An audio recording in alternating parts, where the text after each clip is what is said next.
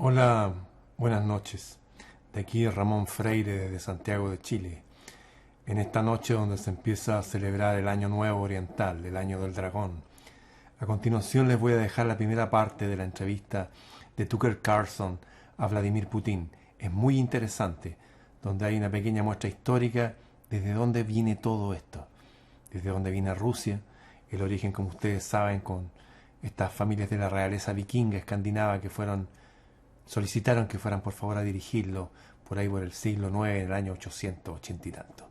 En fin, Vladimir Putin y Tucker Carlson desde Moscú. La siguiente es una entrevista con el presidente de Rusia, Vladimir Putin, grabada el 6 de febrero del 2024 alrededor de las 7 p.m. en el edificio detrás de nosotros, que es por supuesto el Kremlin. La entrevista, como verán si la ven, trata principalmente sobre la guerra en curso, la guerra en Ucrania, cómo comenzó, lo que está sucediendo y más. Actualmente, cómo podría terminar. Una nota antes de verla. Al comienzo de la entrevista hicimos la pregunta más obvia: ¿por qué hizo esto? ¿Sintió una amenaza física inminente? ¿Cuál es la justificación que usted tiene? La respuesta que recibimos nos sorprendió. Putin continuó durante mucho tiempo, probablemente alrededor de media hora, la historia de Rusia, que se remonta al siglo VIII. Y sinceramente pensamos que se trataba de una técnica de desviación, filibustero, y lo encontramos molesta. Y lo interrumpimos varias veces, y él respondió que estaba molesto por la interrupción. Pero al final llegamos a la conclusión de que valió la pena. No fue una técnica de obstruir la entrevista, no hubo límite de tiempo para la entrevista, la terminamos después de más de 2 horas. En cambio, lo que estaba a punto de ver nos pareció sincero, estés o no de acuerdo con ello. Vladimir Putin cree que Rusia tiene un derecho histórico a partes de Ucrania occidental, por lo que nuestra opinión sería verlo desde esa perspectiva como una expresión sincera de lo que piensa, y con eso, bueno, aquí está. Señor presidente, gracias. El 22 de febrero del 2022 se dirigió a su país en un discurso a nivel nacional cuando comenzó el conflicto en Ucrania. Comenzó y usted dijo que estaba actuando porque había llegado a la conclusión de que Estados Unidos, a través de la OTAN, podría iniciar un ataque sorpresa contra nuestro país. Y para los estadounidenses eso suena paranoico, digamos. ¿Por qué cree que Estados Unidos podía sacar a Rusia y apuntarlo? ¿Cómo llegó a la conclusión de...? No es que Estados Unidos iba a lanzar un ataque sorpresa contra Rusia. No dije si estamos teniendo un programa de entrevista o un reality show. Bueno, esto es una cita, gracias. Bueno. Bien, sería la educación básica está en la historia, hasta donde yo entiendo, para entender esto, hay la historia. Así que, si no te importa, me voy a tomar solo 30 segundos o 1 minuto para darte una breve referencia a la historia y brindarte un poco de contexto histórico de lo que pasó. Bien, por favor, veamos dónde está nuestra relación con Ucrania. Esto comenzó, ¿de dónde vino? Ucrania, el Estado ruso comenzó a consolidarse como un Estado centralizado, y se considera que es el año del establecimiento histórico del Estado ruso. En el año 862, la gente de la ciudad invitó a un príncipe Barangico Ruk de Escandinavia, un príncipe vikingo, lo invitó a que viniera a este terreno. Y en 1862 Rusia celebró el 1000 aniversario de su estado, y en ningún lugar hay un monumento dedicado al 1000 aniversario del estado ruso. En el año 882, el sucesor de Rorik, el príncipe Oleg, que en realidad estaba desempeñando el papel de regente del joven hijo de Rorik, porque Rorik había muerto en ese momento, llegó a Kiev, lo que Ucrania, le preguntó a los 2 hermanos que aparentemente habían sido miembros del escuadrón de Ruri para que Rusia comenzara a desarrollarse con 2 centros de poder, uno en Kiev, Ucrania, y Novaro.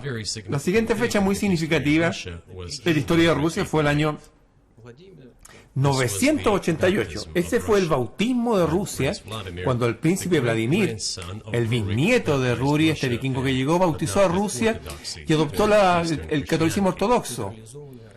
o cristianismo oriental. A partir de este momento, el Estado ruso en el año 900 comenzó a fortalecerse porque debido al territorio único se integraron vínculos económicos, un mismo idioma y después del bautismo de Rusia la misma fe. Y eso nos rige desde el príncipe del Estado ruso centralizado, comenzó a tomar forma en la Edad Media. El príncipe Yaroslav el Sabio introdujo el orden de sucesión al trono, pero después de su fallecimiento se volvió complicado por varias razones. El trono no se transmitía directamente de padre a hijo mayor, sino desde el príncipe que había fallecido hasta su hermano y luego sus hijos en diferentes líneas. Todo esto llevó a la fragmentación y al fin del surgimiento como un solo bloque. Un solo Estado. No tenía nada de especial. Lo mismo estaba sucediendo entonces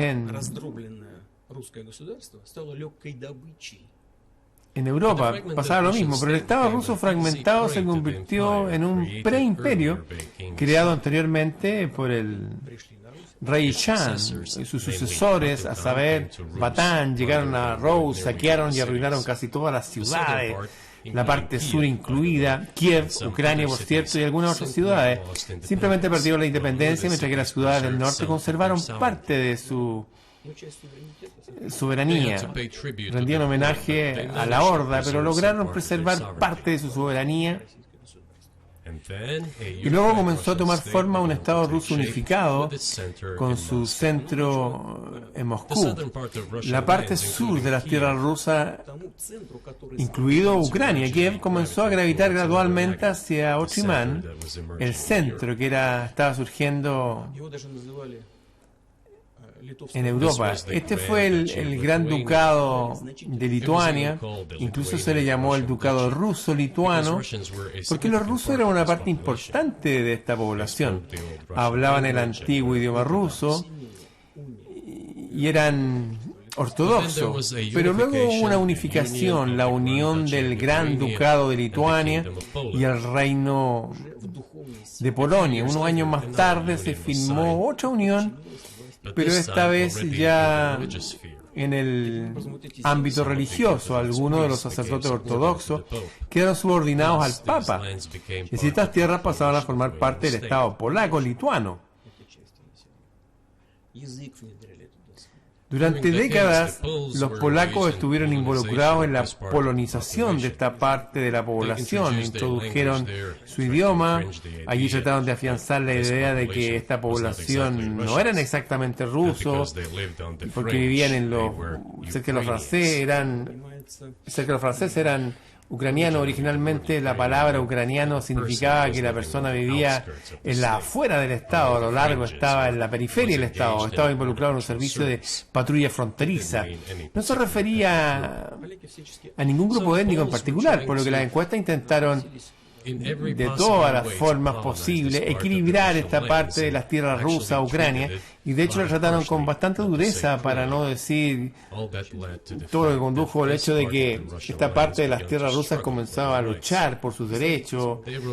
Escribieron cartas a Varsovia exigiendo que se respetaran sus derechos y que se comisionara a personas aquí, incluido... Le pido perdón, ¿puede decirnos de qué periodo estoy perdiendo la cuenta? Estamos en la presión polaca, que Ucrania fue en el...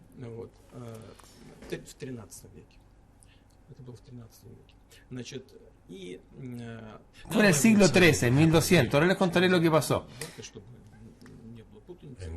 Después le daré las fechas para que no haya confusión.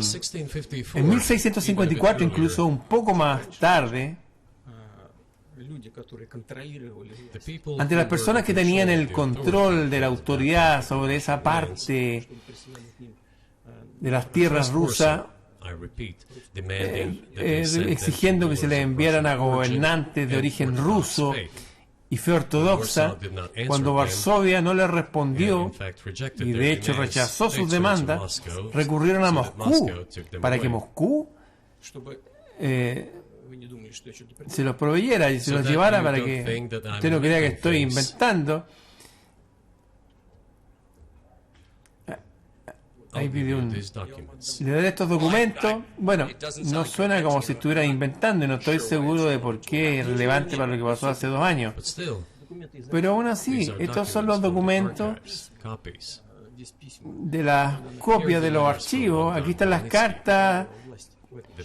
El hombre que, de Bogdan His, el hombre que entonces controlaba el poder en esta parte de las tierras rusas y que ahora se llama Ucrania, escribió en Varsovia, Polonia, exigiendo que se respetaran sus derechos. No se los respetaron y tras ser rechazados, comenzaron a escribir cartas a Moscú pidiendo que por favor se los tome bajo la mano firme de Moscú. Hay copias de estos documentos. Los dejaré para su buena memoria. Bueno, hay una traducción al ruso. Puede traducirlo al inglés más tarde. Rusia no aceptaría admitirlo de inmediato, suponiendo que sin embargo la guerra con Polonia comenzaría en 1654. La Asamblea Rusa de altos clérigos y propietarios de tierra encabezados por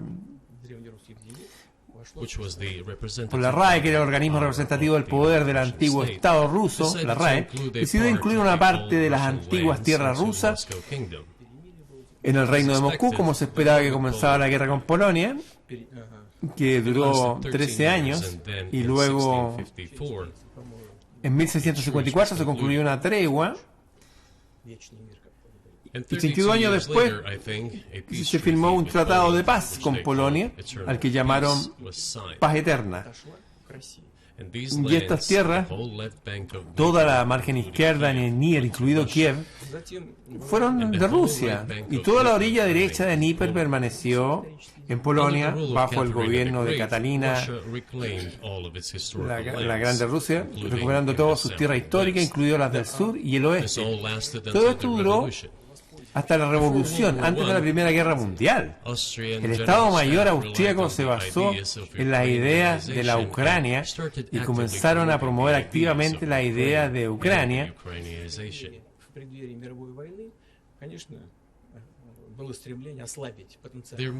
Y su motivo era obvio, justo antes de la Primera Guerra Mundial. Querían debilitar al enemigo potencial y asegurarse condiciones favorables en la zona fronteriza.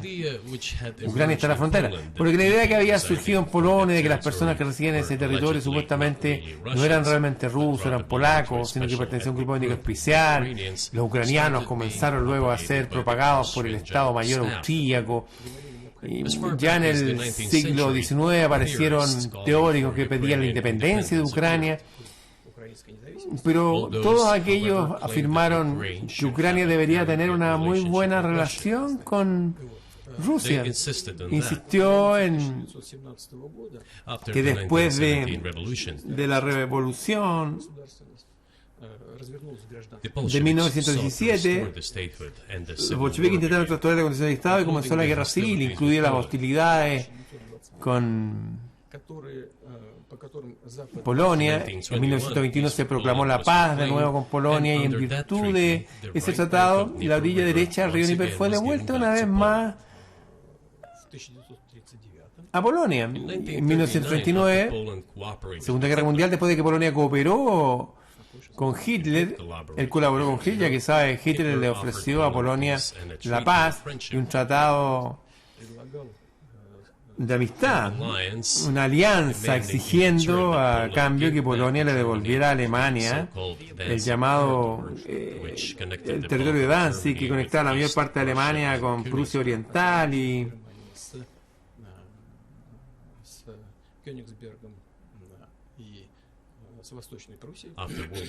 bueno, en la Primera Guerra Mundial ese territorio fue transferido a Polonia y en lugar de Danzig surgió una ciudad de Dun.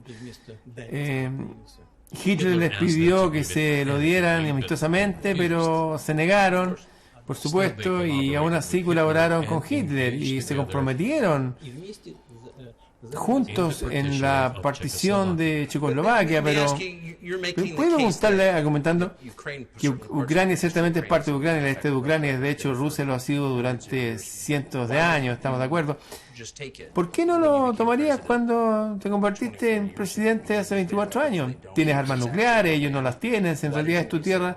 ¿Por qué esperaste tanto tiempo? Seguro que te lo diré. Ya voy entendiendo que esta sesión informativa está llegando a su fin. Puede que sea aburrida, pero esta historia explica muchas cosas. Simplemente no sé qué tan relevante. Bueno, me alegro mucho de que usted aprecie que, bueno, gracias, antes de la Segunda Guerra Mundial, Polonia colaboró con Hitler y aunque no se dio a las demandas de Hitler, participó en la partición de Checoslovaquia, junto con Hitler. Ya que las encuestas no le habían dado el pasillo que necesitaba Alemania y habían llegado tan lejos empujando, Hitler comenzó la Primera Guerra Mundial atacándolo. ¿Por qué? ¿Por qué fue Polonia contra quien comenzó la guerra el 1 de septiembre de 1939? Polonia resultó ser intransigente y Hitler no tuvo nada que hacer más que comenzar a implementar sus planes con Polonia. Por cierto, la URSS, he leído algunos de los documentos archivados, se comportaron de manera muy honesta, pidieron permiso a Polonia para llevar sus tropas a través del territorio polaco para ayudar a Eslovaquia. Pero el entonces ministro de Asuntos Exteriores polaco dijo que si los aviones soviéticos sobrevolaban Polonia, serían derribados sobre el territorio de Polonia. Pero eso no, bueno, lo que importa es que la guerra comenzó y Polonia se sintió presa de las políticas que había seguido Checoslovaquia, ya que según el conocido Molotov-Ribbentrop-St, parte del territorio, incluida Ucrania Occidental, iba a ser entregado a Rusia, por lo que Rusia, que entonces fue nombrada como la Unión Soviética, recuperó una vez más su tierra histórica, después de la victoria de la Gran Guerra Patria, como llamamos a la Segunda Guerra Mundial. Todos esos territorios finalmente fueron consagrados como pertenecientes a Rusia, a la Unión Soviética, ya que Polonia recibió aparentemente en compensación las tierras que originalmente habían sido alemanas en las partes orientales. Estas ahora son tierras occidentales de Polonia. Por supuesto, Polonia recuperó el acceso al mar Báltico y a Danzig, al que una vez más se le dio su nombre polaco. Así fue como se desarrolló esta situación. En 1922, cuando se estaba estableciendo la Unión Soviética, comenzaron a construir la Unión Soviética y estableció Ucrania soviética, que nunca antes había existido. Realmente, Stalin insistió en que esas repúblicas se incluyeran en la Unión Soviética como entidades autónomas por alguna razón inexplicable, no lo sé. Lenin, el fundador del Estado soviético, insistió en que tenían derecho a retirarse de la Unión Soviética nuevamente por algunas razones desconocidas. Transfirió la relación establecida a la República Soviética de Ucrania algunas de las tierras junto con las personas que vivían allí, aunque esas tierras nunca habían sido llamadas Ucrania. Y sin embargo, se hicieron parte de esa República Soviética de Ucrania. Esas tierras incluían la región del Mar Negro, que fue recibida bajo Catalina la Grande, y que no tenía conexión histórica alguna con Ucrania. Incluso si nos remontamos a 1654, cuando estas tierras regresaron al Imperio Ruso, ya eran del Imperio Ruso, que tenía el tamaño de 3 o 4 regiones de Ucrania moderna, era muy grande, sin ninguna región del Mar Negro que estuviera completamente fuera de la pregunta. En 1654 exactamente. Solo digo que obviamente tiene un conocimiento enciclopédico de esta región, pero ¿por qué no defendió durante los primeros 22 años como presidente que Ucrania no era un... ¿Por qué esperó tanto? La Unión Soviética recibió una gran cantidad de territorio que nunca le había pertenecido, incluida la región del Mar Negro. En algún momento, cuando Rusia lo recibió como resultado de la guerra ruso-turca, se le llamó Nueva Rusia. Pero eso no importa. Lo que importa es que Lenin, el fundador del Estado soviético, estableció Ucrania aparte. de esa manera durante décadas. La República Soviética de Ucrania se desarrolló como parte de la Unión Soviética y por razones desconocidas nuevamente los bolcheviques estaban involucrados en la ucranización. No fue simplemente porque el liderazgo soviético estaba compuesto en gran medida por personas provenientes se explicó por la política general de indigenización seguida por la Unión Soviética. Lo mismo se hizo en otras repúblicas soviéticas. Esto implicó promover las lenguas y las culturas nacionales, lo cual no está mal en principio. Así fue como se creó la Ucrania soviética después de la Segunda Guerra Mundial. Ucrania recibió, además de las tierras que habían pertenecido a Polonia, antes de la guerra, parte de las tierras que anteriormente habían pertenecido a Hungría y Rumania, por lo que Rumania y Hungría se les quitaron algunas de sus tierras y se las entregaron ahora a Ucrania soviética y todavía siguen siendo parte de la Ucrania. Entonces, en ese sentido tenemos todas las razones para afirmar que Ucrania es un estado artificial que se formó según su voluntad.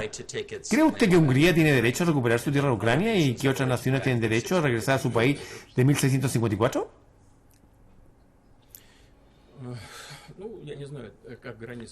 No estoy seguro de si deberían volver a las fronteras de 1654, pero dada la época de Stalin, el llamado régimen de Stalin, que como muchos afirman vio numerosas violaciones de los derechos humanos y violaciones de los derechos de otros estados,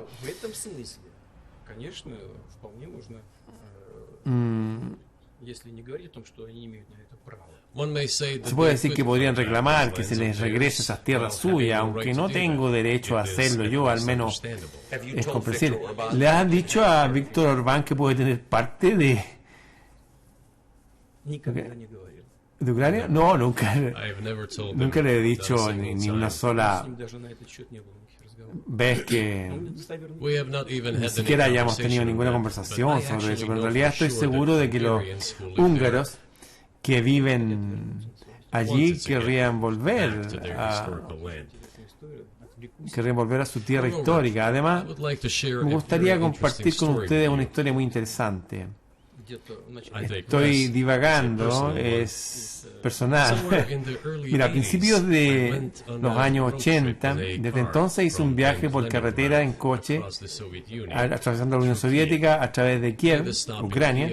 Hice una parada en Kiev, en Ucrania, y luego se dirigió a Ucrania Occidental. Fui a la ciudad de Babo, y todos los nombres de las ciudades y pueblos que habían allí estaban en ruso y en el idioma que no entendía, en húngaro. En ruso estaban, y en húngaro no, en ucraniano, en ruso, y en húngaro estaba conduciendo por una especie de pueblo que había hombres sentados al lado de las casas y vestían trajes negros de 3 piezas y sombreros cilíndricos negros. Les pregunté si eran algún tipo de animador, de qué eran ellos. Me dijeron que no eran artistas, son húngaros. Dije, ¿y qué están haciendo aquí? ¿Qué quiere decir con que esta es su tierra? Viven aquí. Esto fue durante la época soviética, en la década de 1980. Conservaron el idioma húngaro, los nombres húngaros y todos sus nombres nacionales, traje húngaro, y se sienten húngaro. Y por supuesto, cuando ahora hay una infracción, bueno, hay mucho de eso, aunque creo que hay muchas naciones están molestas por Transilvania, obviamente lo saben, pero muchas naciones se sienten frustradas por la frontera rediseñada de las guerras del siglo XX y las guerras que se remontan a 1000 años atrás, las que mencionaste. Pero el hecho es que no presentaste este caso en público hasta hace 2 años atrás, en febrero, y en el caso que presentaste, lo leí hoy, usted explica detalladamente que sintió una amenaza física de Occidente, la OTAN, incluida una amenaza potencialmente nuclear, y eso es lo que hizo actuar. Es una caracterización justa de lo que pasó.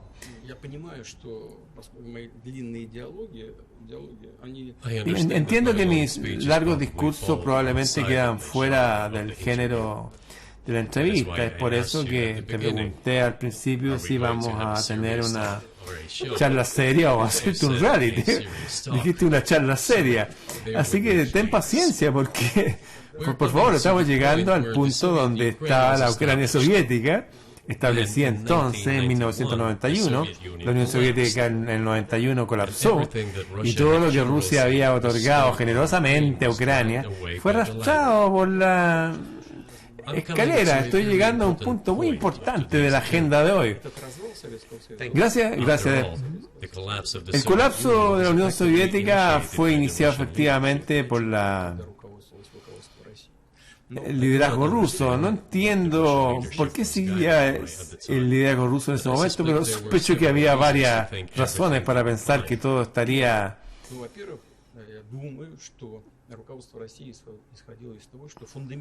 bien. Primero, creo que luego el liderazgo ruso creía que los fundamentos de la relación entre Rusia y Ucrania estaban, de hecho, un idioma que tenían en común. Más del 90% de la población hablaba ruso.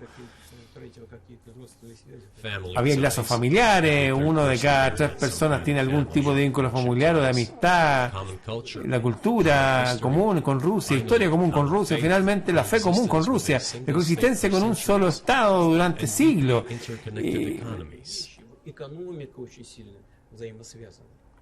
Y economía profundamente interconectada. Todo esto era así. Es fundamental que todos estos elementos juntos hagan que nuestras buenas relaciones sean buenas siempre. El segundo punto es muy importante. Quiero que usted, como ciudadano estadounidense y sus espectadores, también se enteren de esto. Los antiguos dirigentes rusos asumieron que la Unión Soviética había dejado de existir y por lo tanto no existía, ya no había líneas divisorias ideológicas. Rusia incluso aceptó voluntariamente y proactivamente el colapso de la Unión Soviética y creyó que esto sería entendido por el llamado Occidente civilizado como una invitación a la cooperación y la asociación, que es lo que Rusia esperaba de los Estados Unidos. Y el llamado Occidente en su conjunto había gente inteligente, incluido en Alemania, Egon Bahr, un importante político del Partido Socialdemócrata, Egon Bahr, insistió en sus conversaciones personales con los dirigentes soviéticos al borde del colapso de la Unión Soviética, en una nueva, que se debe establecer un sistema de seguridad en Europa, se debe brindar ayuda para unificar a Alemania, pero también se debe establecer un nuevo sistema que incluya a los Estados Unidos, Canadá, Rusia y otros países de Europa Central. Sí, pero la OTAN no necesita expandirse. Se dice que si la OTAN se expande todo sería justo, lo mismo que durante la Guerra Fría, solo que más cerca de las fronteras de Rusia. Eso es todo. Era un anciano sabio, pero nadie lo escuchaba. De hecho, se enojó una vez y decía que no me están escuchando, nunca pondré un pie en Moscú. Una vez. Todo sucedió tal como él lo había dicho. Bueno, por supuesto que se hizo realidad y usted y yo hemos mencionado esto muchas veces. Creo que es un punto justo y muchos en Estados Unidos pensaron que las relaciones entre Rusia y Estados Unidos serían mejores. Está bien con el colapso de la Unión Soviética, el fin de la Guerra Fría, que sucedió todo lo contrario. Pero nunca ha explicado usted por qué cree que sucedió, excepto para decir que Occidente teme a una Rusia fuerte, pero tenemos una China fuerte. Occidente no parece tener miedo de qué pasa con Rusia. ¿Cree usted que los responsables políticos convencieron que tenían que derribarla? Occidente tiene más miedo a una China fuerte que a una Rusia fuerte. Porque Rusia tiene 150 millones de habitantes y China tiene 1.500 millones de habitantes. Y su economía está creciendo y creciendo a pasos agigantados, a un 5% anual. Solía ser incluso más, pero eso es suficiente para China, como dijo una vez Bismarck. Los potenciales son los más importantes. El potencial de China es enorme. Es la mayor economía del mundo hoy en día en términos de paridad de poder adquisitivo, y el tamaño de la economía ya ha superado a los Estados Unidos hace rato y está creciendo a un ritmo rápido. No hablemos de quién tiene miedo de quién, no razonemos en esos términos y entremos en el hecho de que después de 1991, cuando Rusia esperaba que sería bienvenida en la familia fraternal de las naciones civilizadas, no pasó nada. esto es engañoso, no me refiero a ti en particular. Cuando digo tú, por supuesto estoy hablando de los Estados Unidos. La promesa fue que la OTAN no expandirse más hacia el este, pero sucedió 5 veces. Hubo 5 olas de querer expandirse hacia nosotros. Toleramos todo lo que estamos tratando de persuadirles. Decíamos, por favor, no somos tan burgueses ahora como ustedes. Somos una economía de mercado y no hay poder del Partido Comunista. Vamos a negociar. Además, también lo he dicho públicamente. Antes de que hubiera un momento en el que cierta grieta comenzó a crecer entre América y nosotros, antes de que viniera a los Estados Unidos, recuerdo que habló en el Congreso y dijo que las buenas palabras, que Dios bendiga a Estados Unidos, todos lo decían. Dejamos entrar, recuerdo los acontecimientos en Yugoslavia, antes de que el JIM fuera prodigado de elogios, tan pronto comenzaron los acontecimientos en Yugoslavia, levantó la voz en apoyo de los serbios, y no pudimos más que alzar nuestras voces o los serbios en su defensa. Entiendo que hubo procesos complejos bajo así, pero Rusia no pudo evitar alzar su voz en apoyo de los serbios, porque los serbios también son una nación especial y cercana a nosotros, con cultura ortodoxa, igual que nosotros. Es una nación que ha sufrido mucho durante generaciones, independientemente de lo importante que sea. Yeltsin expresó su apoyo a lo que hicieron los Estados Unidos en violación de una ley internacional y la Carta de la ONU, y comenzaron a bombardear, siendo Belgrado, fueron los Estados Unidos los que sacaron al genio de la botella. Además, cuando Rusia protestó y expresó su resentimiento por lo que se dijo, la Carta de las Naciones Unidas y el derecho internacional se han vuelto obsoletos. Ahora todos invocan el derecho internacional, pero en ese momento comenzaron a decir que todo estaba obsoleto, todo tenía que cambiarse. De hecho, algunas cosas deben cambiarse, ya que el equilibrio de poder ha cambiado, es cierto, pero no en este hombre. Fue inmediatamente arrastrado por el barro, acusado de alcoholismo. Boris Yeltsin de no entender nada, de no saber. Lo entendió todo, se lo aseguro. Bien, llegué a la presidencia yo en el 2000, pensé que estaba bien la cuestión yugoslava, terminado, pero deberíamos intentar restablecer las relaciones, reabramos la puerta que tenía Rusia. Traté de seguir adelante y además lo dije públicamente. Puedo reiterarlo en una reunión aquí en el Kremlin con el presidente saliente Bill Clinton, aquí mismo en la habitación de al lado. Le dije, le pregunté a Bill, ¿crees que si Rusia pidiera unirse a la OTAN, crees que sucedería de repente? Él dijo, ¿sabes qué? Es interesante, creo que sí, pero por la noche cuando nos reunimos para cenar, dijo, ¿sabes qué? He hablado con mi equipo, ahora no es posible. Ahora puedes preguntarle, creo que él verá nuestra entrevista, lo confirmará. No habría dicho nada así si no hubiera sucedido, está bien. Si fuera sincero, ¿te habrías unido a la OTAN? Mira, hice la pregunta, ¿es posible o no?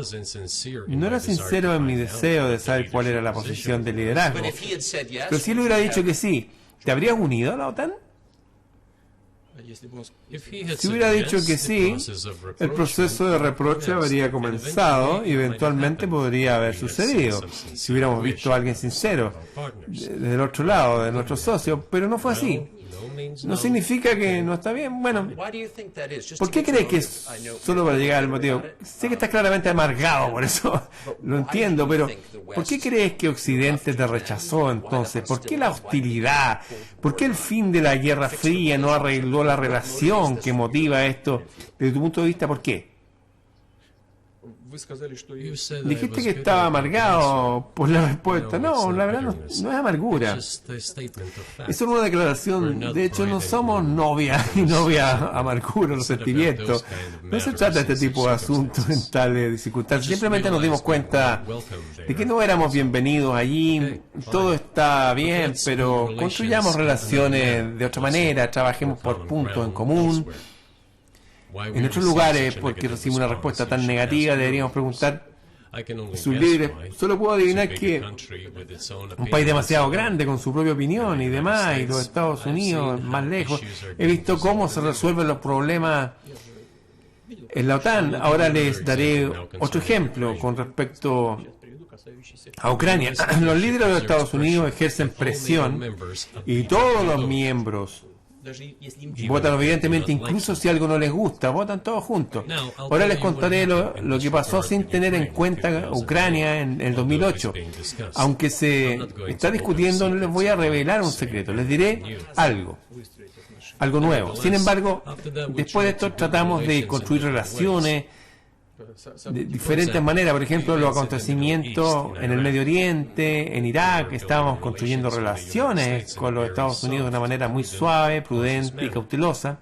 En repetidas ocasiones planteé la cuestión de que los Estados Unidos no deberían apoyar el separatismo o el terrorismo en el norte del Cáucaso, pero continúan. Háganlo de todos modos, y apoyo político, apoyo informativo, apoyo financiero, incluso el apoyo militar vino de los Estados Unidos y sus satélites para los grupos terroristas en el Cáucaso. Una vez le planteé este tema a mi colega, también al presidente de los Estados Unidos. Me dijo que es imposible. ¿Tiene problemas? Le dije que sí, que estaba preparado para esta conversación y le di las pruebas. Él las miró y ya sabes lo que dijo. Me disculpo, pero eso es lo que pasó. Citaré. Dice, bueno, les voy a patear el trasero. Esperamos para alguna respuesta y no hubo ninguna respuesta. Le dije al director del FSB que le escriba a la CIA cuál es el resultado de la conversación con el presidente de los Estados Unidos. Escribí una vez, 2 veces y luego recibimos una respuesta. Tenía una respuesta en el archivo. La CIA respondió, hemos estado trabajando con la oposición en Rusia, creemos que esto es lo correcto y seguiremos haciéndolo. Y ridículamente, bueno, así están las cosas. Nos dimos cuenta de que está fuera de discusión, que las fuerzas en la oposición, ustedes estuvieron diciendo que la CIA lo están intentando para derrocar a su gobierno. Sí, por supuesto. En este caso particular se referían a los separatistas, los terroristas que lucharon con nosotros en las contra nosotros en la Asamblea Electoral, así llamaron esta oposición. Este es el segundo punto. El tercer punto es muy importante. En el momento en que la defensa antimisiles de Estados Unidos, el sistema se creó desde el principio y nos convencieron durante mucho tiempo para que no lo hiciéramos en los Estados Unidos.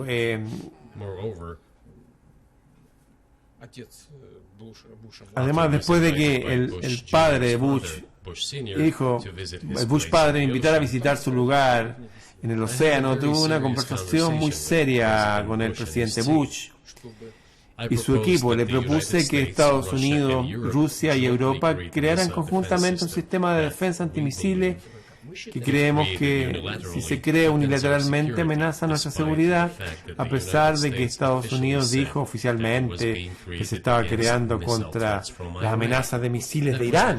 Esa fue la justificación para el despliegue del sistema de misiles de defensa.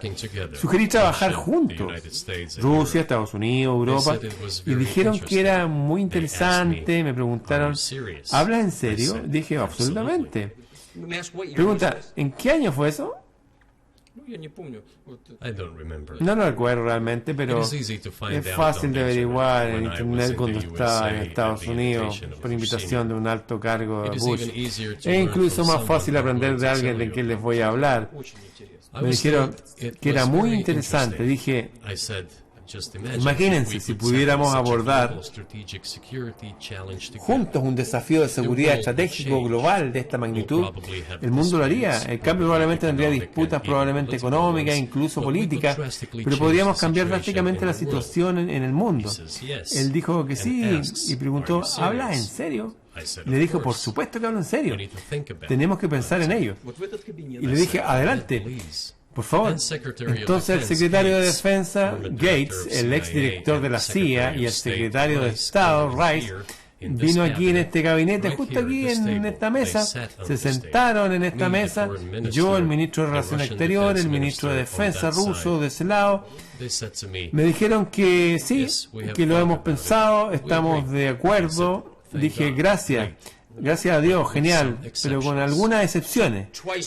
Así que 2 veces has descrito a los presidentes de los Estados Unidos tomando decisiones y luego siendo socavados por los jefes de su agencia, como la CIA, por lo que suena como si estuvieras describiendo un sistema que no está dirigido por las personas que son elegidas como presidente en tu relato.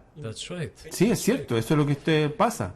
Al final solo nos dijeron que nos perdíamos, que no les voy a contar los detalles porque creo que es incorrecto.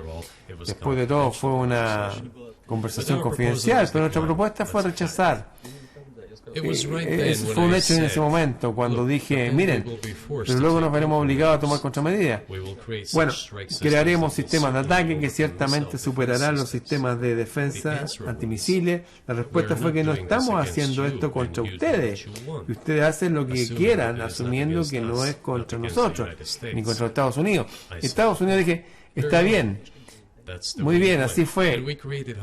Y creamos sistemas hipersónicos con alcance intercontinental y continuamos desarrollándolo. Ahora estamos por delante de todos, de Estados Unidos y de otros países en términos de desarrollo de sistemas de ataque hipersónicos, y estamos mejorándolo cada día, pero no fue así como empezó.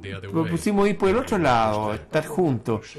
Y ahora nos hicieron retroceder con respecto a la expansión de la OTAN hacia el este. Bueno, nos prometieron que no habría OTAN hacia el este, ni un centímetro hacia el este, como nos dijeron. Y luego, ¿qué? Dijeron, bueno, no está consagrado en el papel, así que nos expandiremos igual. Así que hubo 5 oleadas de expansión, los estados bálticos, toda Europa del Este, etcétera.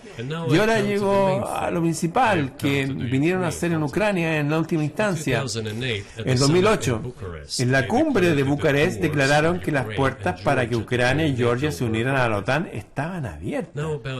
Ahora, sobre cómo se toman las decisiones allí, Alemania, Francia parecían estar en contra, al igual que algunos otros países europeos. Pero luego, como se vio más tarde, el presidente Bush, un tipo tan duro, un político duro como me dijeron más tarde, ejercieron presión sobre nosotros y tuvimos que estar de acuerdo. Es ridículo, es como un jardín de infante, de niños. ¿Dónde está la garantía? ¿Qué jardín de infante es este? ¿Qué clase de personas son? Estuvimos de acuerdo y luego dicen que Ucrania no estará en la OTAN. ¿Sabes? Yo digo, no sé. Sé que estuvieron de acuerdo en el 2008. ¿Por qué no estarán de acuerdo en el futuro? Bueno, nos presionaron, entonces digo, ¿por qué no presionarán mañana y volverán a estar de acuerdo? Bueno, no tiene sentido. ¿Quién está ahí para hablar? Simplemente no entiendo. Estamos listos para hablar, pero ¿con quién? ¿Dónde están las garantías? Ninguna. Entonces comenzaron a desarrollar el territorio de Ucrania, lo que sea que tenga. Les conté los antecedentes de cómo se desarrolla este territorio, qué tipo de relaciones tenía con Rusia. Cada 2 o 3 personas siempre ha tenido algún vínculo con Rusia, y durante las elecciones la ya independiente Ucrania, soberana, que obtuvo su independencia como resultado de la declaración de independencia. Y por cierto, dice que Ucrania es un estado neutral, y en 2008 de repente se le abrieron las puertas de la OTAN. Vamos, así no es como acordamos. Ahora, todos los presidentes que han llegado al poder en Ucrania confiaron en el electorado con una buena actitud hacia Rusia, de una forma u otra. Este es el sureste de Ucrania. Hay una gran cantidad de personas y fue muy difícil disuadir este electorado que tenía una actitud positiva hacia Rusia. Viktor Yanukovych llegó al poder y, como fue el primero, la vez que ganó después del presidente Kuchma, organizaron la tercera ronda que no está prevista en las condiciones de Ucrania. Esto es una tontería. Imagínense que a alguien en Estados Unidos no le gustaría el resultado Antes de eso, esto fue antes del 2014. Eso, después del presidente Kuchma, Viktor Yanukovych ganó las elecciones. Sin embargo, sus oponentes no reconocieron la victoria. Estados Unidos apoyó a la oposición y se programó la tercera ronda. ¿Qué es esto? Esto es Estados Unidos apoyando y el ganador de la tercera ronda llegó al poder. Imagínense, si en Estados Unidos algo no fuera al agrado de alguien y se organizara la tercera ronda de votaciones que la Constitución de Estados Unidos no prevé. Pero se hizo aquí, en Ucrania. ¿Vale? Víctor Yushchenko, que era considerado un político pro-occidental, llegó al poder. Bien, también hemos establecido relaciones con él. Él vino a Moscú, nos visitamos. Yo visité Kiev, visité a Sioux, nos reunimos en un ambiente informal. Sí, eres pro-occidental, así que está bien dejar que la gente haga su trabajo. La situación debería haberse desarrollado dentro de la propia Ucrania, independiente como resultado del liderazgo. Cada vez las cosas empeoraron y Viktor Yanukovych llegó al poder después de todo. Tal vez no era el mejor presidente y político. No lo sé, no quiero dar valoraciones. Sin embargo, surgió el tema de la asociación con la Unión Europea. Siempre hemos sido indulgentes con esta demanda. Usted mismo, pero cuando leímos el tratado de asociación resultó ser un problema para nosotros, ya que teníamos la zona de libre comercio y la frontera aduanera abiertas con Ucrania. Y bajo esta asociación tuvo que abrir sus fronteras para Europa, lo que podría haber provocado una inundación en nuestro mercado. Eso es peligroso. Nosotros dijimos que no, esto no va a funcionar, cerraremos nuestras fronteras con Ucrania. Luego la frontera aduanera, es decir, Yanukovych, comenzaron a calcular cuánto iba a ganar Ucrania y cuánto perdería, y les dijo a sus socios europeos: necesito más tiempo para pensar antes de firmar. En el momento que dijo que la oposición comenzó a tomar medidas destructivas que fueron apoyados por Occidente, todo se redujo a Maidán y un golpe de Estado en Ucrania, porque se entrenó más con Rusia que con la UE, Unión Europea. Ucrania lo hizo, por supuesto. No es, incluso la cuestión del volumen comercial, aunque en su mayor parte es una cuestión de tamaño de la cooperación en la que se basó toda la economía ucraniana, el tamaño de la cooperación entre las empresas fue muy estrecha desde los tiempos de la Unión Soviética. Una empresa solía producir allí los componentes que se ensamblarían acá, en tanto en Rusia como en Ucrania, y viceversa. Solían ser vínculos muy estrechos y se comprometieron. Aunque no profundizaré en detalles ahora porque lo encuentro inapropiado. Estados Unidos nos dijo que calmáramos a Yanukovych y que calmáramos a la oposición. La situación se desarrolló en el escenario de un acuerdo político. Dijimos que estaba bien, estamos de acuerdo, hagamos de esta manera, ya que los estadounidenses solicitaron que Yanukovych no utilizara ni las Fuerzas Armadas ni la policía. Pero la oposición armada dio un golpe de Estado en Kiev. ¿Qué se supone que significa eso? ¿Quién lo hace? ¿Crees que...? Quería preguntarle a los líderes estadounidenses, con el respaldo de ellos, con el respaldo de la CIA, por supuesto. Ellos fueron la organización a la que quería unirte en el pasado, según tengo entendido. Deberíamos agradecer a Dios que no te dejaron entrar a la CIA, aunque una organización seria. Entiendo. A mi antiguo, ya en el sentido de que serví en la primera dirección principal del servicio de inteligencia de la KGB de la Unión Soviética, siempre han sido nuestros oponentes. Un trabajo es un trabajo. Técnicamente hicieron todo bien, lograron su objetivo de cambiar el gobierno. Sin embargo, desde el punto de vista político fue un error colosal. Seguramente fue un error de cálculo del liderazgo político. Deberían haber visto en qué evolucionaría. Así que en el 2008 las puertas de la OTAN se abrieron para Ucrania. En el 2014 hubo un golpe de Estado, comenzaron a perseguir a quienes no aceptaron el golpe, y de hecho fue el golpe de Estado que creaba una amenaza para Crimea, que tuvimos que tomar bajo nuestra protección. Lanzaron una guerra en la duna, en Donbass en 2014, con el uso de aviones y artillería contra civiles. Aquí fue cuando empezó todo, atacaron civiles. Hay un video de aviones atacando a Donbass desde arriba. lanzaron una operación militar a gran escala y luego otra más, y cuando fracasaron comenzaron a preparar la siguiente, y todo esto en el contexto del desarrollo militar de este territorio y la apertura de las puertas de la OTAN. ¿Cómo no expresar preocupación por lo que está sucediendo en nuestro país? Esto habría sido una negligencia culpable, eso es lo que habría sido si no intervenimos. Solo que el liderazgo político de Estados Unidos nos empujó hasta la línea que no podíamos cruzar. Ustedes nos empujaron, porque hacerlo podría haber arruinado a la propia Rusia. Además, no podíamos dejar a nuestros hermanos de la fe, son ortodoxos, parte del pueblo ruso, frente a esta máquina de guerra que fue. Pero eso fue 8 años antes de comenzar el conflicto actual. Entonces, ¿cuál fue el detonante para usted? ¿Cuál fue el momento en el que decidió que tenía que hacer esta guerra?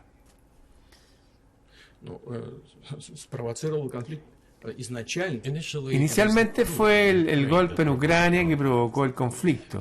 Por cierto, en aquel entonces llegaron los representantes de 3 países europeos, Alemania, Polonia, Francia, y fueron los garantes del acuerdo firmado entre el gobierno de Yanukovych, Ucrania, y la oposición. Lo firmaron como garante a pesar de que la oposición cometió un golpe apoyado por la CIA, y todos estos países fingieron que no recordaban estas garantes del acuerdo pacífico, simplemente lo arrojaron al estado de inmediato y nadie recuerda nada.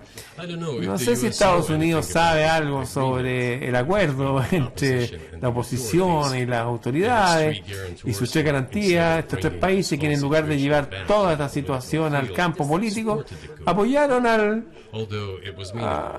aunque no tenía sentido, créame, porque el presidente Yanukovych aceptó todas las condiciones y estaba dispuesto a celebrar elecciones anticipadas que no tenía ninguna posibilidad de ganar francamente. Hablando, todos sabían entonces por qué el golpe, por qué las víctimas, por qué amenazar a Crimea, por qué lanzar una operación en Donbass. Esto no lo entiendo exactamente. ¿Cuál es el error de cálculo? La CIA hizo su trabajo para completar el golpe. Creo que uno de los subsecretarios de Estado dijo que costó una gran suma de dinero hacer esto, casi $5.000 millones, pero el error político fue colosal. ¿Por qué tendrían que hacer que todo esto se podría haber hecho legalmente, sin víctimas, sin acciones militares y sin perder Crimea? Nunca hubiéramos considerado siquiera mover un dedo si no hubiera sido por los sangrientos acontecimientos de Maidán, porque estuvimos de acuerdo con el hecho de que después del colapso de la Unión Soviética, nuestras fronteras debían estar a lo largo de la frontera de la antigua república de la Unión Soviética, lo cual lo aceptamos, pero nunca aceptamos la expansión de la OTAN. Y además nunca estuvimos de acuerdo en que Ucrania estaría en la OTAN. No estuvimos de acuerdo con las bases de la OTAN allí sin ninguna discusión con nosotros. Durante décadas seguimos preguntando, no hagan esto, no insistan en aquello, y lo desencadenó en los últimos acontecimientos. En primer lugar, el actual liderazgo ucraniano declaró que no implementaría los acuerdos de Minsk que se firmaron, como ustedes saben, después de los acontecimientos del 2014 en Minsk, donde se estableció el plan de solución pacífica en Donbass. Pero no, el actual liderazgo ucraniano, el ministro de Asuntos Exteriores y todos los demás funcionarios y luego el propio presidente dijeron que no me gusta nada los acuerdos que hicimos de Minsk. Así que es decir, no iban a implementarlo. Hace un año y medio, los ex líderes de Alemania y Francia dijeron abiertamente al mundo entero que efectivamente firmaron los acuerdos de Minsk, pero nunca tenían intención de implementarlo. ¿Había alguien libre con quien hablar? Llamó un secretario de Estado al presidente de Estados Unidos y le dijo que si seguía militarizando Ucrania con las fuerzas de la OTAN, esto iba a mejorar y esto iba a ser un nosotros.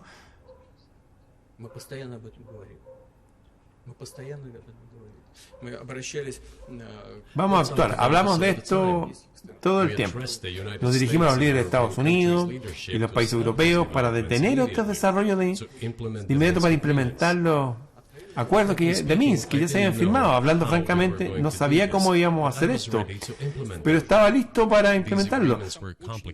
Estos acuerdos fueron complicados para Ucrania, incluyeron muchos elementos de esos territorios, Donbass, independencia. Eso es cierto, sin embargo, tenía absoluta confianza, y les digo esto ahora, honestamente, creo que si lográramos convencer a los residentes de Donbass y tuviéramos que trabajar duro para convencerlos de que regresen al Estado ucraniano, luego gradualmente las heridas comenzarían a sanar cuando esta parte del territorio se reintegrara al entorno social común. Cuando las pensiones y beneficios sociales se pagaran nuevamente, todas las piezas gradualmente encajarían en su lugar. Nadie querría que todo el mundo quisiera resolver el problema solo con la fuerza militar, pero no podíamos permitir que eso sucediera. Y la situación llegó al punto en que la parte ucraniana anunció que no haremos nada. También comenzaron a prepararse para una acción militar ellos. Fueron ellos quienes comenzaron la guerra. En el 2014 nuestro objetivo es detener esta guerra, y no comenzamos esta guerra en el 2022. Este es un intento de detenerla. ¿Crees que la has detenido? Ahora, quiero decir, ¿has logrado usted su objetivo? No, no lo hemos logrado. Nuestros objetivos todavía, porque uno de ellos es la nazificación. Esto significa la prohibición de todo tipo de movimientos neonazis. Este es uno de los problemas que discutimos durante el proceso de negociación que terminó en Estambul a principios de este año, y no fue nuestra iniciativa, porque los europeos en particular me dijeron que era necesario crear las condiciones para la firma final de los documentos. Mis homólogos de Francia y Alemania dijeron, ¿cómo se imaginan que firmarán un tratado con una pistola en la cabeza?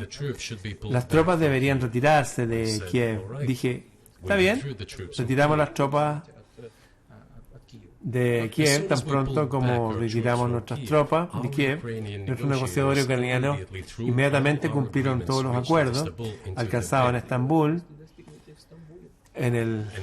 y nos preparamos para una confrontación armada de larga duración con la ayuda de los Estados Unidos y sus satélites en Europa. Así es como se ha desarrollado la situación y así es como se ve. Pero, ¿qué es la densificación? Eso, desnazificación, ¿qué es eso? Denazificación.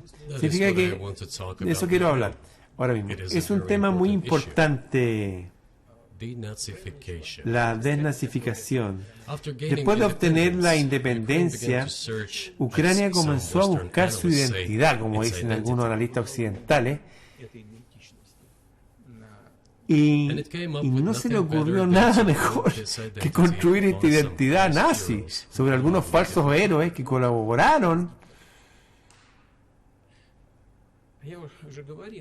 con Hitler.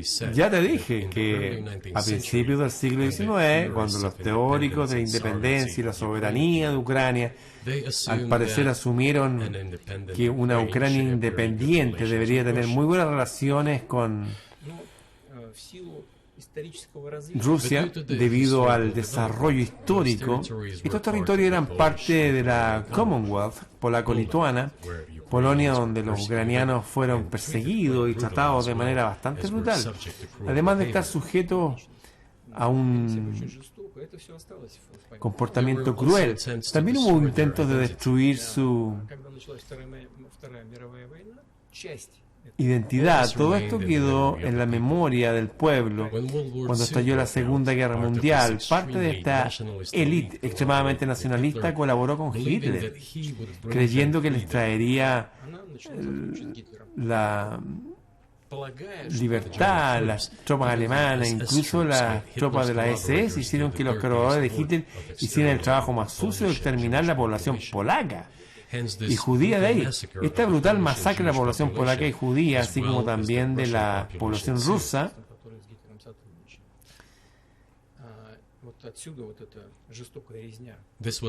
Fue dirigida por personas bien conocidas.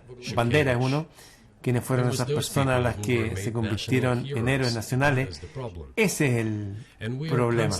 Y nosotros se dice constantemente que el nacionalismo, el neonazismo, también existe en otros países. ¿Sí? Son plántulas, pero los aprobamos y otros países luchan contra ellos, pero Ucrania no es el caso. Estas personas se han convertido en héroes nacionalistas en Ucrania. Se han construido monumentos a esas personas, han sido erigidos, se muestran en bandera, sus nombres son gritados por multitudes que caminan con antorchas, como era en la Alemania nazi.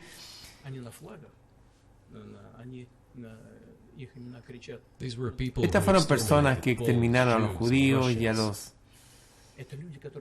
polacos y a los rusos. El Sendero de los Guerreros Luminosos. 21 conferencias para estudiar con cuaderno y lápiz. El Sendero de los Guerreros Luminosos. Un resumen de los principales libros que hablan del tema y con comentarios y ejemplos adecuados para aprender. El Sendero de los Guerreros Luminosos. Son 21 discos, 21 archivos enviados a tu correo. Para adquirirlos, solamente escríbeme a freireramon@gmail.com. El Sendero de los Guerreros Luminosos, una guía para estos tiempos turbulentos.